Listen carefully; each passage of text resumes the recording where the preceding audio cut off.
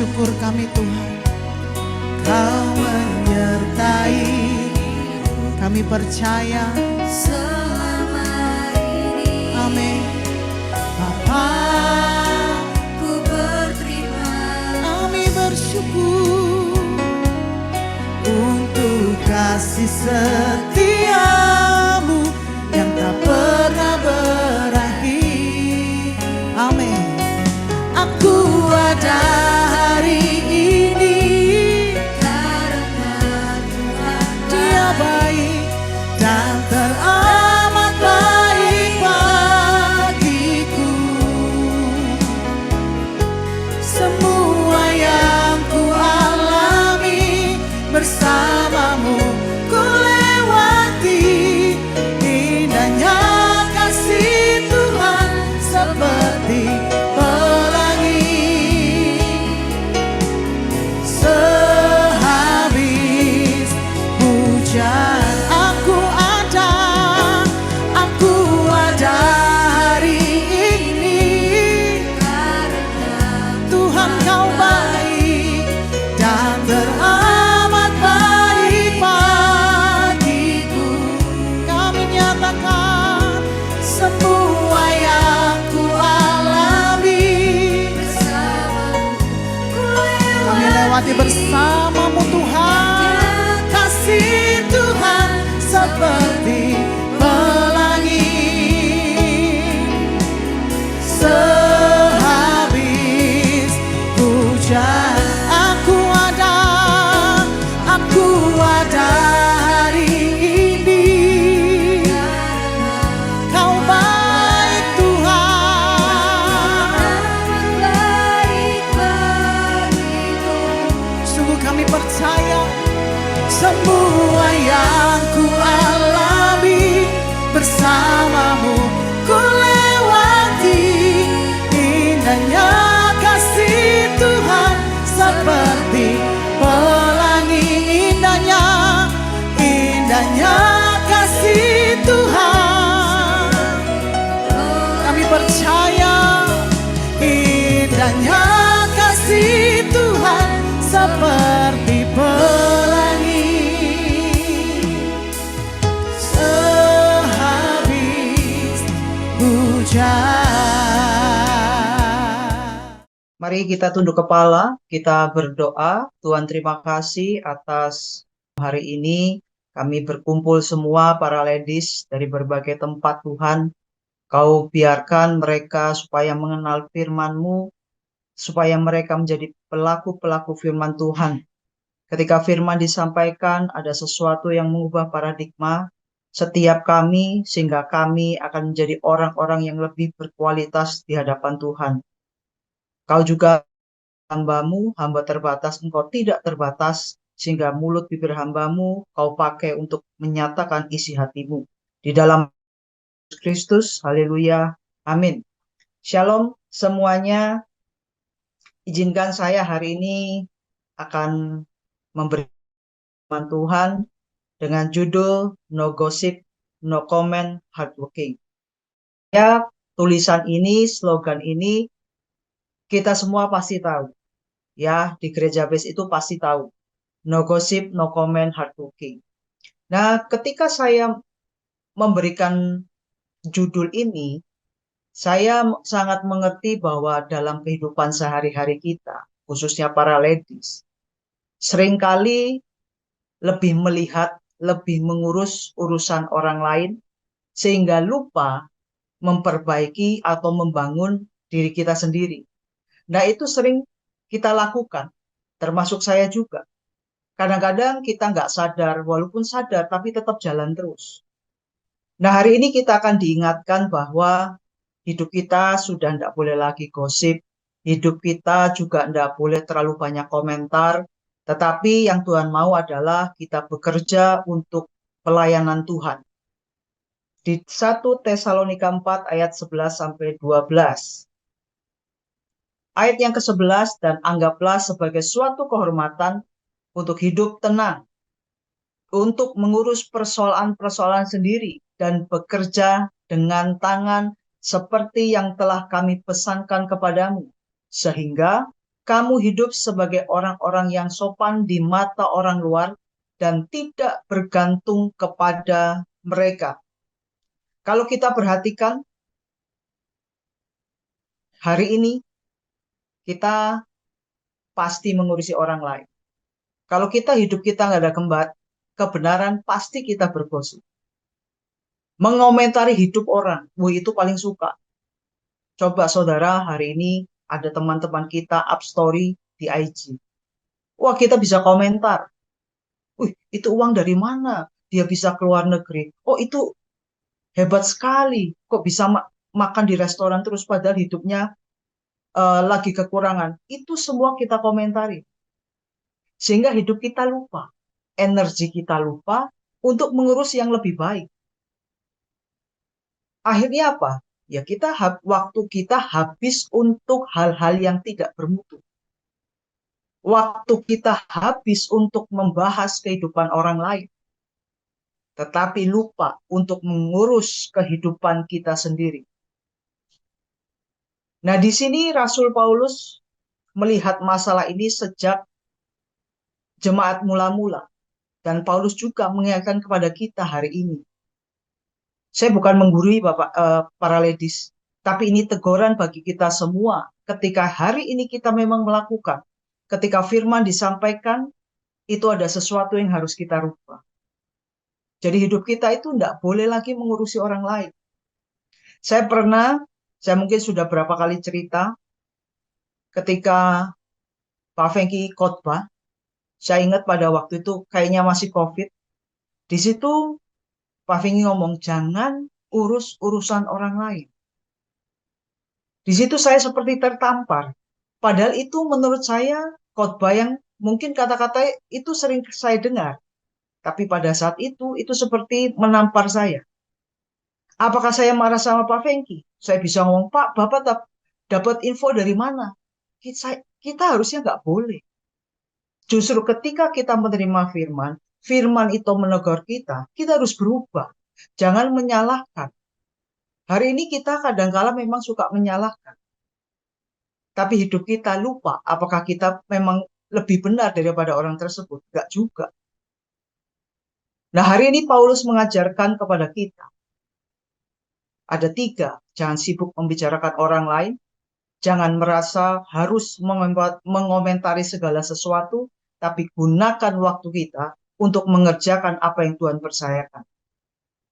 Karena nanti tujuan akhirnya di ayat 12 tadi, sehingga kamu hidup sebagai orang-orang yang sopan di mata orang luar. Artinya cara kita berbicara, cara kita memperlakukan orang, cara kita bekerja, merupakan bagian kesaksian hidup kita sebagai orang percaya. Kita akan mulai yang pertama yaitu no gossip. Kita lihat tadi di 1 Tesalonika 4 ayat 11. Dan anggaplah suatu kehormatan untuk hidup tenang, untuk mengurus persoalan-persoalan sendiri. Catat baik-baik untuk mengurus persoalan-persoalan sendiri. Di sini Paulus ngomong, jangan sibuk mencari sesuatu yang bukan tanggung jawab kita. Karena seringkali kita tertarik membahas kehidupan orang lain daripada kehidupan diri sendiri. Gosip itu apa sih? Saya kemarin melihat di KBBI adalah gosip artinya adalah obrolan tentang orang lain, cerita negatif tentang seseorang, atau pergunjingan. Hari ini kita suka menggosipkan orang lain. Gosip itu ketika orang itu tidak ada kita omongin. Gosip itu terjadi ketika kita memberikan informasi. Sebetulnya informasi itu tidak boleh diketahui semua orang. Membahas kesalahan orang lain. Menambahkan cerita. Wah, ini yang paling bahaya. Dari si A ke si B. Dari si B sampai ke C. Sampai ke Z itu tambahannya banyak sekali. Kayak makanan gak ditambah cabai gak enak. Makanan gak ditambah garam gak enak. Rasanya hambar. Makanya ditambahin bumbu itu paling top. Kita juga perkataan kita. Kalau nggak top rasanya kurang. Rasanya, waduh kurang nendang nih. Dan gosip anehnya kadangkala dibungkus secara rohani.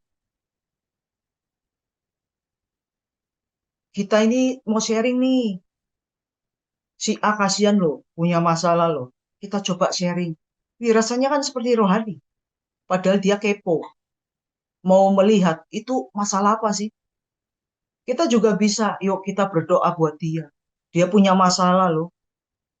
Sebetulnya bukan itu, tapi dia ingin tahu informasi dan dia ingin mendapatkan satu bahan supaya bahan itu bisa diomongkan ke orang lain. Dan hal-hal ini yang membuat kita akhirnya lupa bahwa hidup kita juga perlu ditata. Hidup kita juga uh, banyak kekurangan. Jangan suka melihat kekurangan orang lain. Capek loh saudara. Kalau kita selalu ngurusin orang lain, energi kita untuk membahas orang lain. Aduh, untuk apa? Karena gosip itu, saudara, itu bisa merusak pertemanan kita. Gosip itu bisa merusak pelayanan kita. Kita lihat di Amsal 16 ayat 28. Orang yang curang menimbulkan pertengkaran, dan seorang pemfitnah menceraikan sahabat yang karib. Bayangkan, gosip itu bukan sesuatu yang ringan. Gosip itu bisa memisahkan sahabat.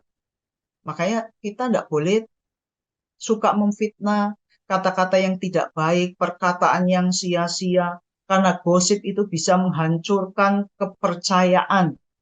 Gosip itu bisa merusak keluarga kita. Gosip itu bisa apa? Memecah belah di dalam gereja. Gosip itu bisa memecah di dalam komunitas, di dalam pelayanan. Karena ketika sekali perkataan itu keluar, apalagi perkataan sia-sia, itu bisa mengakibatkan hal yang fatal. Makanya Yakobus 3, saudara kalau baca nanti di Yakobus 3, itu dosa karena lidah. Saya percaya semua pernah membaca, semua pernah mendengar, tapi kita lupa untuk melakukannya. Untuk apa saudara hari ini? Wah, rasanya saya ngerti loh firman Tuhan dosa karena lidah. Tapi hidup kita tidak pernah untuk melakukan apa yang Tuhan mau. Oh, karena lidah ini kecil, itu nggak boleh loh. Kita melakukan hal-hal yang perkataan yang sia-sia. Karena ketika perkataan ini keluar, menyayat hati orang, melukai orang, orang itu mungkin bisa mengampuni, tapi bekasnya itu tetap ada. Saudara, kalau kena pisau, pisau itu tajam, kena di tangan. Dan dalam kenanya, lukanya itu hilang nggak? Hilang, tapi masih ada bekas. Begitu juga perkataan kita. Ketika kita melukai hati seseorang, saya percaya itu tetap diingat. Tapi dia mengampuni orang itu. Tapi ketika dia melihat luka itu, dia mengingat, oh ya dia dulu seperti ini. Tapi dia mengampuni. Kita lihat dulu di dalam Yakobus 3 ayat yang kelima sampai 6, nanti 8 sampai 10. Demikian juga lidah, walaupun suatu anggota kecil dari tubuh, namun dapat memegahkan perkara-perkara yang besar. Lihatlah, betapapun kecilnya api, ia dapat membakar hutan yang besar. Lidah pun adalah api. Ia merupakan suatu dunia kejahatan dan mengambil tempat di antara anggota-anggota tubuh kita sebagai sesuatu yang dapat menodai seluruh tubuh dan menyalakan roda kehidupan sedang ia sendiri dinyalakan oleh api neraka. Saudara lihat di ayat yang kelima. Lidah itu kecil, tetapi dia bisa memegahkan perkara yang besar. Tapi dia juga bisa membakar hutan yang besar. Api kecil, mungkin sebesar korek api, dia bisa membakar. Kalau dibiarkan terus, semakin besar bakarannya. Begitu juga dengan perkataan kita. Satu kalimat kecil, ketika kalimat itu dibikin panjang, Saya percaya cerita itu tadinya kecil akan menjadi besar. Hari ini kita nggak bisa, lidah kita ini ada di dalam. Dia nggak kelihatan. Tapi ketika kita sudah mengeluarkan kata-kata, wih, sadis Bapak Ibu, para ladies. Kita kadang nggak mengenal siapa dia. Yang penting saya ngomong, saya puas Bu. Masa saya begini saya nggak bisa membalas?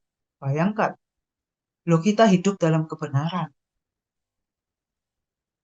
Kalau saudara hari ini hanya cuman baca firman itu baik. Saudara datang ke gereja baik. Saudara ikut komsel baik juga. Saudara hari ini ikut ibadah ladies baik juga. Gak ada yang salah. Yang salah ketika saudara menjadi orang-orang Farisi. Cuman tahu firman tapi tidak mau melakukan. Itu yang bahaya. Nah saudara Yakobus 3 ini mengingatkan kita bahwa lidah itu sangat bahaya. Makanya lidah ini harus ada penguasaan diri. Saudara belajar di gereja ini tentang karakter Kristus. Salah satunya ada penguasaan diri. Berapa tahun kita mendengar, mungkin diingatkan juga tentang karakter Kristus ini. Tapi apakah kita melakukan itu? Kita malu loh. Hari ini kita diajarkan, oh gereja base itu adalah pengajaran karakter. Tetapi seringkali kita sendiri yang tidak mencerminkan karakter Kristus itu. Hari ini sudah nggak bisa. Kita sudah nggak boleh no gosip.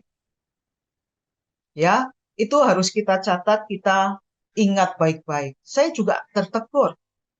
Saya juga harus berusaha semaksimal mungkin untuk tidak menggosip. Kadang-kala bisa jatuh nggak? Bisa. Tapi kita ingat kembali, kita melakukan hal tentang kebenaran. Yesaya 6 ayat yang kelima. Lalu kataku, celakalah aku binasa, sebab aku ini seorang yang najis bibir, dan aku tinggal di tengah-tengah bangsa yang najis bibir.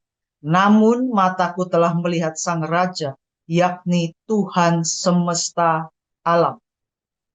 Saudara, Yesaya ini ngerti, paham, dia sadar, dia adalah orang yang najis bibir. Tapi ketika dia melihat Tuhan, melihat satu kebenaran, dia tidak lagi najis bibir. Apalagi kita berkumpul di dalam orang-orang yang najis bibir. Wah, kita pasti tertular. Awalnya mungkin enggak. Lama-lama orang di sebelah kita najis bibir, semua ngomongin orang, semua bergosip. Lama-lama kita akan terpancing dan kita akan menjadi orang yang najis bibir. Karena dia nggak sadar melakukan hal itu. Yang penting hari itu kita happy. Ngomongin orang, wah dari A sampai Z. Diomong semua. Lah hari ini saudara harus sadar. Karena Tuhan kita itu Tuhan yang kudus. Jadi hidup kita itu harus kudus. Melalui perkataan kita. Melalui tingkah laku kita. Kalau Tuhan kita kudus, ya harusnya kita kudus. Kok aneh Tuhan kita kudus, kita nggak kudus. Artinya kita nggak melakukan kebenaran. Kita termasuk orang munafik. Kelihatan di gereja, sepertinya angkat tangan, haleluya, mungkin bisa nangis. Tapi setelah pulang dari gereja, perkataan kita itu menyakitkan orang lain. Amsal 20 ayat 19. Siapa mengumpat, membuka rahasia. Sebab itu, janganlah engkau bergaul dengan orang yang bocor mulut. Jangan kumpul dengan orang yang bocor mulut, yang gak ada saringannya, yang asal ngomong gak dipikir. Coba bayangkan, kalau seseorang itu sering menceritakan rahasia orang lain kepada kita, jangan heran kalau suatu hari rahasia kita juga akan diceritakan kepada orang lain. Makanya harus jaga mulut kita. Saya punya satu ilustrasi ya. Dan saya ini pernah membaca. Ada seorang petani tua yang terkenal bijaksana. Suatu hari, seseorang datang kepadanya berkata gini, Pak, Apakah Bapak sudah dengar berita tentang tetangga kita? Petani itu jawabnya gini, sebelum kamu cerita, saya mau bertanya 3 hal. Pertama, apakah itu benar? Jawab orang itu, belum tentu sih Pak. Kedua, apakah itu sesuatu yang baik? Orang itu jawab juga, enggak baik. Ketiga, apakah itu berguna bagi saya? Sepertinya enggak juga, Pak. Lalu petani itu ngomong, kalau sudah enggak pasti benar, enggak pasti baik, dan tidak berguna, maka mengapa kita harus membicarakannya? Petani itu ngomong kepada orang muda ini. Lalu dia bilang, ya juga ya, kalau memang nggak benar ngapain? Kalau memang nggak berguna juga ngapain?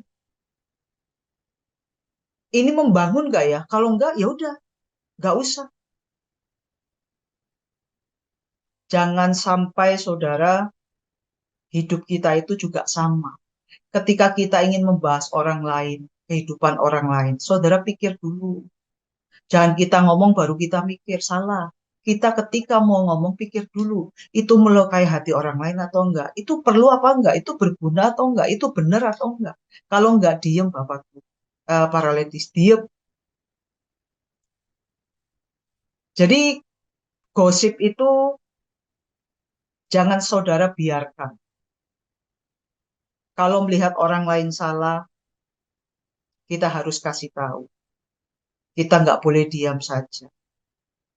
Ada perbedaan antara gosip dan teguran secara kasih.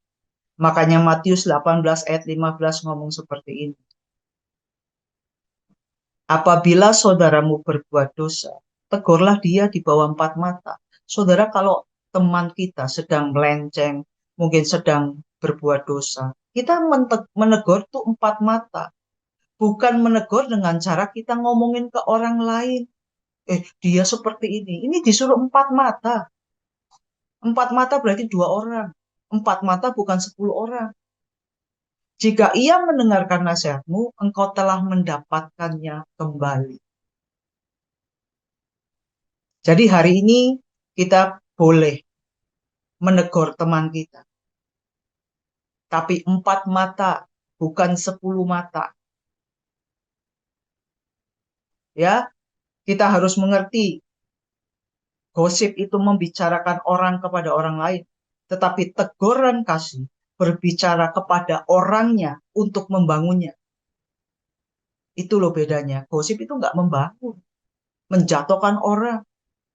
Tapi ketika teguran kasih itu berbicara menegur orangnya, tetapi untuk membangun supaya kamu tak salah loh. Ini kamu harus kembali lagi kepada Tuhan. Itu teguran kasih. Efesus 4 ayat 15. Tetapi dengan teguh berpegang kepada kebenaran di dalam kasih, kita bertumbuh di dalam segala hal ke arah Dia, Kristus yang adalah kepala. Kebenaran tanpa kasih bisa menjadi orang yang suka menghakimi, orang yang memfitnah. Kasih tanpa kebenaran bisa membuat kita membiarkan kesalahan. Jadi, kebenaran dan kasih itu adalah teguran yang membangun kita. Mulai hari ini, berbicara tentang gosip, ketika kita mendengar sesuatu, ingat 3 hal tadi. Baik nggak ya? Perlu nggak ya? Membangun nggak ya? Kalau nggak, diam Bapak Ibu, para ladies. Lalu yang kedua adalah no comment. Kita lihat di 1 Tesalonika 4 ayat 11 kembali lagi. Di situ dikatakan berusahalah, dianggap suatu kehormatan untuk hidup tenang, untuk mengurus persoalan sendiri dan bekerja dengan tangan seperti yang dipesankan kepadamu. Arti hidup tenang itu suatu usaha. Membutuhkan sesuatu effort yang lebih. Karena kita belajar untuk hidup tenang. Tidak selalu mengomentari segala sesuatu. Komentar itu bukan nggak boleh, para ladies. Komentar itu boleh, tapi yang positif, yang membangun. Seringkali yang keluar dari mulut kita adalah komentar-komentar yang negatif. Komentar yang suka menyindir, suka menghakimi, suka memfitnah, mencari kesalahan orang lain, memprovokasi orang lain, itu bahaya loh. No comment itu bukan berarti kita tidak boleh bicara. Sekali lagi, no comment artinya tidak asal bicara. Yakobus 1 ayat 19. Hai saudara-saudara yang kukasihi, ingatlah hal ini. Setiap orang hendaklah cepat mendengar, tetapi lambat untuk berkata-kata, dan juga lambat untuk marah. Kalau ladies, kalau perempuan, biasanya, saya bilang biasanya, itu lebih gampang cepat ngomong, mikirnya nanti. Tapi firman Tuhan tuh ngomong, kita harus dengar dulu, benar gak ini? Baru kita ngomong. Hari ini firman Tuhan ini tuh mengingatkan kita semua kepada para ladies. Saya ngomong semua ladies, karena saudara hari ini juga ladies. Jadi kita harus belajar. Cepat dengar, tapi ngomongnya lambat di dalam berkata-kata. Amsal 10 ayat 19 juga ngomong seperti ini. Di dalam banyak bicara pasti ada pelanggaran. Tetapi siapa yang menahan bibirnya berakal budi. Makanya jangan banyak komentar. Ya, pasti ketika kita komentar yang negatif itu banyak sekali pelanggaran. Ketika kita komentar pasti, pengomentar yang tidak baik pasti saya jamin saudara belum dewasa secara rohani. Kalau hidup kita sudah dewasa rohani, kita sudah nggak ngurus yang gitu-gitu. Sudah nggak ngurusi gosip orang, sudah nggak ngurusi orang lain, sudah nggak komen-komen yang tidak membangun. Kalau saudara anak-anak rohani pasti seperti itu. Tapi kalau orang dewasa tidak akan melakukan hal itu. Tidak semua harus dikomentari. Ya, kita harus ngerti. Saatnya diam, saatnya ngomong, kita harus ngerti. Jangan loh, Bu, berarti diam itu emas. Tidak selalu diam itu emas. Kenapa? Karena saya tadi bilang ketika teman kita sedang salah, sedang mungkin melenceng, kita harus ngomong karena itu kebenaran. Tetapi ketika kita komentar yang tidak baik, tidak membangun, gak bermutu, untuk apa? Gak ada manfaatnya bagi kita semua. Jadi ingat ya, no gossip, no comment. Jangan suka ngurusin orang lain. Bangunlah hidup kita sendiri. No comment. Jangan suka komentar hal-hal yang tidak bermutu. Kalau saudara mau komentar, boleh. Itu yang membangun setiap kita.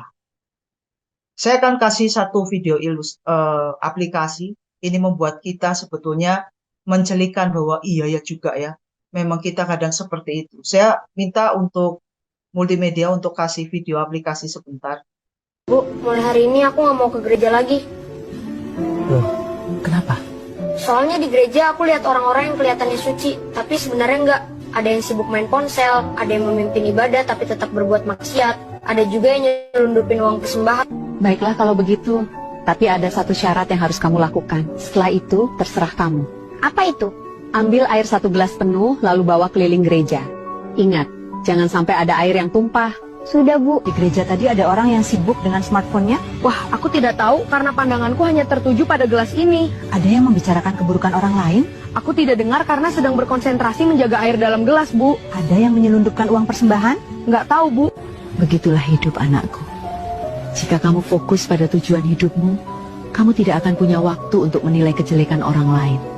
Jangan sampai kesibukanmu menilai orang lain membuatmu lupa akan kualitas dirimu. Saudara lihat ketika kita fokus kepada tujuan kita fokus kepada tugas yang Tuhan percayakan kepada kita. Hal-hal seperti itu tidak akan ada dalam hidup kita. Karena setiap hari kita pasti membangun hidup kita. Supaya kita lebih baik, supaya kita lebih maju di dalam Tuhan, dan lain sebagainya. Untuk hal-hal yang positif. Makanya kita masuk bagian yang terakhir, yaitu hard working. Bekerja dengan tanganmu sendiri. Di sini Paulus mengarahkan kepada jemaat di Tesalonika hari ini kepada kita. Ngomong seperti ini daripada saudara itu sibuk ngurusi kehidupan orang lain. Gunakan saja energimu itu untuk melakukan sesuatu yang berguna. Hardworking itu bukan saudara kerja 24 jam tanpa istirahat, bukan. Hardworking itu berarti mengerjakan dengan sungguh-sungguh apa yang Tuhan percayakan kepada kita. Kalau 3 ayat 23, apapun juga yang kamu perbuat, perbuatlah dengan segenap hatimu, seperti untuk Tuhan, bukan untuk manusia. Kalau segala sesuatu kita kerjakan semua untuk Tuhan, bukan untuk manusia, pasti kita akan bekerja dengan sungguh-sungguh. Karena kita ngerti Tuhan percayakan pekerjaan kepada kita. Kita harus lakukan sungguh-sungguh. Makanya kalau saudara gosip, saudara komen, saudara tidak pernah kerja untuk kemuliaan nama Tuhan, yaitu kita menjadi Kristen yang bagaimana. Tapi ketika energi kita digunakan untuk membangun diri kita, untuk mengerti pekerjaan Tuhan, apa yang dipercayakan, saudara sudah nggak ngurusin gosip, nggak ngurusin komentar. Biasanya orang yang gosip dan komentar nggak ada kerjaannya. Kerjaannya cuma nongki kekinian. Yang dibahas adalah hidup orang lain. Kalau kita gosip dari A, B, C, D, kamu jangan JBSS ya. Tahu nggak? Pasti nggak tahu karena saya yang buat singkatannya sendiri. JBSS itu adalah jangan bilang siapa-siapa. Kamu jangan ngomong siapa-siapa loh. Tapi kita kerjaannya seperti itu memang. Nanti orang ini ngomong jangan bilang siapa-siapa. Akhirnya satu RT itu tahu semua. Nah itu kita loh. Hari ini kita ditegur para ladies.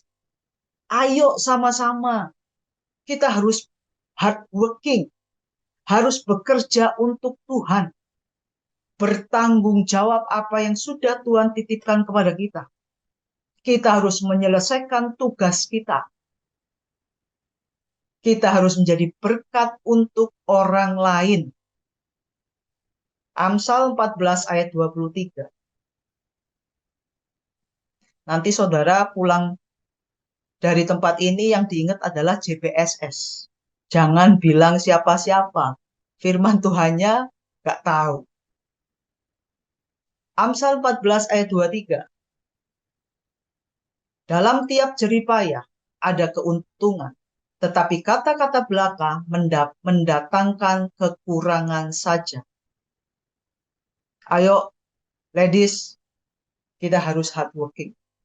Kita harus bekerja untuk satu tugas yang harus kita selesaikan. Kita punya tanggung jawab besar. Karena Tuhan sudah berikan amanat agung untuk saudara dan saya. Jadi hari ini coba cross-check, introspeksi kepada kita. Apakah saya atau saudara lebih banyak mengkritik daripada berkarya? Lebih banyak membahas kehidupan masalah orang lain daripada menyelesaikan masalah? Apakah saya lebih banyak waktu untuk melihat sosial media? Apakah kita lebih banyak waktu untuk berhubungan intim dengan Tuhan? Karena jangan sampai loh, kita punya banyak waktu untuk gosip, untuk komen, tapi nggak punya waktu untuk bekerja. Terutama bekerja untuk Tuhan. Ketika kita no gosip, no comment, hardworking, saudara lihat di dalam 1 Tesalonika 4 ayat 12 tadi. Sehingga kamu hidup sebagai orang-orang sopan di mata orang luar. Tidak bergantung kepada mereka. Hasilnya apa ketika kita no comment, no gossip? Kita akan menjadi kesaksian bagi banyak orang. Orang yang tidak mengenal Tuhan sedang melihat kehidupan kita. Dengan apa? Cara kita bicara, tingkah laku kita, cara kita bersosialisasi. Orang akan melihat kita, siapa kita. Saudara jangan bangga ketika kita punya gosip, kita kasih orang lain. Orang lain cuma bisa lihat begitu. Ya ampun, orang sudah pelayanan, orang sudah hamba Tuhan. Kok mulutnya masih seperti itu ya? Itu menunjukkan bahwa kita punya kualitas yang di bawah rata-rata. Orang itu hanya bisa melihat, Ya ampun, ngapain dia khotbah? Ngapain dia jadi pelayan Tuhan? Kok hidupnya masih seperti ini? Suka gosip, suka komen. Harusnya kan jadi sebagai pelayan Tuhan, hamba Tuhan, itu kan harusnya bekerja untuk Tuhan. Nah, ini kan mencoreng kita, para ladies. Dan itu nggak boleh. Bagaimana kita akan mencari jiwa? Karena kalau hidup kita masih munafik, nggak akan bisa. Makanya hidup kita, cobalah, kita harus menjadi Alkitab yang terbuka. Mungkin orang tidak membaca Alkitab, tetapi mereka sedang membaca kehidupan kita. Ketika no gossip, no comment, kita pasti akan punya sesuatu yang beda. Hidup kita pasti akan lebih bertanggung jawab. Kita jangan selalu ingin dikasihani oleh orang. Ketika kita punya masalah, jangan sampai orang tahu sebagai bagaimanapun kita nggak boleh bahwa orang tahu kita punya masalah. Ketika orang tahu mungkin ketika dia akan membantu, ya nggak apa-apa juga. Tapi jangan jadikan ketergantungan orang untuk membantu kita. Jadi kita ini harus belajar bergantung kepada Tuhan, bukan kepada manusia. Jangan jadikan gaya hidup kita untuk hidup yang tidak bertanggung jawab. Nehemia contohnya. Nehemia membangun kembali tembok Yerusalem, banyak orang mengejek dan mencoba mengalihkan perhatiannya. Makanya Nehemia 6 ayat yang ketiga. Lalu aku mengirim utusan kepada mereka dengan balasan, aku tengah melakukan suatu pekerjaan yang besar. Aku tidak bisa datang. Untuk apa pekerjaan ini terhenti? Oleh sebab aku meninggalkannya dan pergi kepadamu. Saudara perhatikan sikap Nehemia. Orang lain bicara, Nehemia tetap fokus. Ketika orang lain mengejek, dia tetap bekerja. Ketika orang lain mencoba memancingnya, dia tidak melayani orang yang memprovokasi.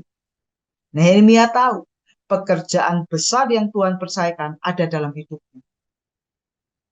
Makanya Nehemia tidak sibuk dengan orang yang suka membicarakan, suka gosip. Nehemia juga orang yang tidak banyak suka berkomentar. Nehemia tetap mengerjakan pekerjaan Tuhan yang Tuhan percayakan kepada Nehemia sampai selesai. Satu tokoh Alkitab ini Nehemia, coba saudara renungkan. Bagaimana dia bisa, waktu orang memprovokasi, dia nggak terprovokasi juga. Ketika orang menggosipkan, dia ya udah silakan nggak apa-apa. Tapi ingat loh ya saudara, ketika gosip komentar orang itu memang kita lakukan, saudara harus sadar dan bertobat. Tapi ketika di luar sana omongan yang tidak baik, itu bukan kita tetap jalan bersama dengan Tuhan. Tapi kalau itu kita, saudara sadar dan bertobat. Hari ini firman Tuhan mungkin menegur setiap kita, termasuk saya. Para ladies, kalau para ladies melakukan hal ini, saya percaya ladies devotion akan mengeluarkan perempuan-perempuan, ladies yang bisa mengalahkan. Saya percaya itu.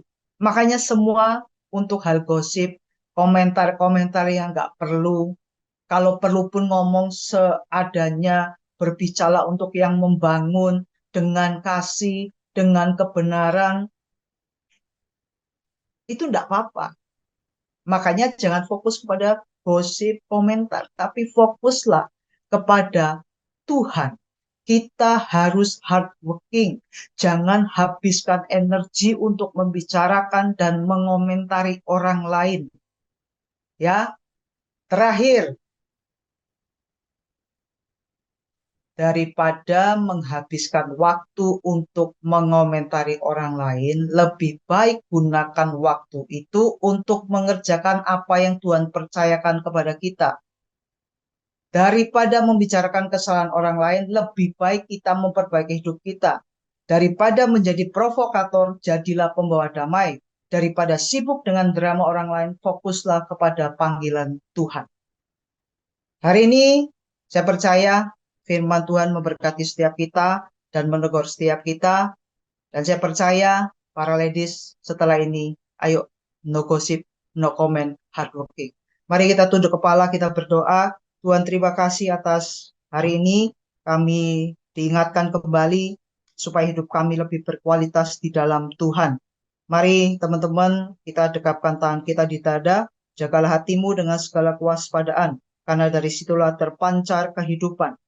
Jemaat yang dikasihi Tuhan, jadilah berkat dan terimalah berkat rahmat anugerah dari Allah Bapa di sorga, di dalam Putra Tunggalnya Yesus Kristus, dan di dalam persekutuan dengan Roh-Nya yang kudus, serta menjadi saksi Kristus mulai hari ini sampai selama-lamanya.